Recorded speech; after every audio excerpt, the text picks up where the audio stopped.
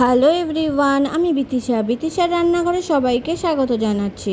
আজ যে রেসিপিটি আমি আপনাদের সাথে শেয়ার করব সেটি হলো টমেটো বড়ি দিয়ে রুই মাছের হালকা ঝোল। চলুন তাহলে দেরি না করে রেসিপিটি দেখে নেওয়া যাক। তার জন্য একটি পাত্রে কয়েক পিস রুই মাছ নিয়ে নেব।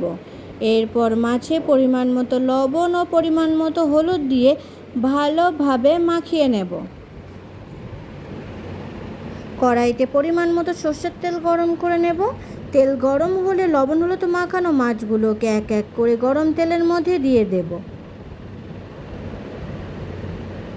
এক পিঠ ভালোভাবে ভাজা হলে অপর পিঠ ভেজে নেব। দুই পিঠ ভালোভাবে ভেজে নেব। দুই পিঠ ভাজা হলে ভাজা মাছগুলোকে এক এক করে তুলে নেব।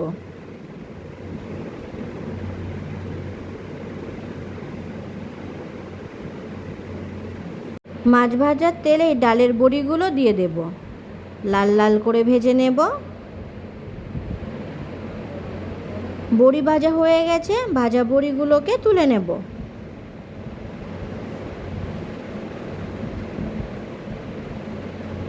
কড়াইতে আরও একটু সর্ষের তেল গরম করে কালো জিরে ফোড়ন দেব। ফোড়ন ভাজা হলে দিয়ে দেব পেঁয়াজ কুচি ও কয়েকটা চেরা কাঁচা লঙ্কা। কিছু সময় ভেজে নেব।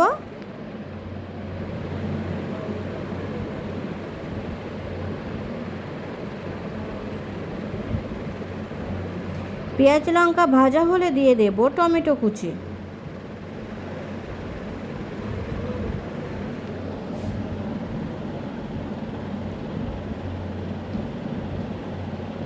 টমেটো ভাজা হয়ে নরম হয়ে আসলে দিয়ে দেব পরিমাণ মতো লবণ, পরিমাণ মতো হলুদ ও অল্প পরিমাণে জিরে গুঁড়ো।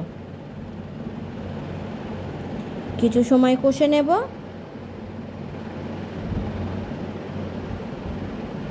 মশলা কষা হয়ে গেলে দিয়ে দেব পরিমাণ মতো জল। ঝোল নেড়েচেড়ে নিয়ে ঝোল ফুটতে দেব। কিছু সময় ঝোল ভালোভাবে ফোটার পরে দিয়ে দেব ভেজে রাখা রুই মাছ ও ভেজে রাখা ডালের বড়ি। বড়ি ও মাছ ঝোলের সাথে মিশিয়ে নিয়ে আরও কিছু সময় ফুটিয়ে নেব। দেখে নেব বড়ি সিদ্ধ হয়েছে কি না। বড়ি সিদ্ধ হয়নি, আরও কিছু সময় ফুটিয়ে নেব।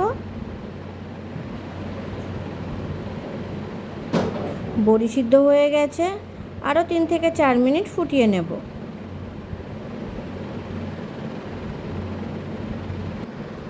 তৈরি হয়ে গেছে টমেটো বড়ি দিয়ে রুই মাছের হালকা ঝোল। ভিডিওটি কেমন হয়েছে অবশ্যই কমেন্ট করে জানাবেন। আর ভিডিওটি যদি আপনাদের ভালো লেগে থাকে তাহলে আমার চ্যানেলটিকে সাবস্ক্রাইব করতে একদম ভুলবেন না। ধন্যবাদ।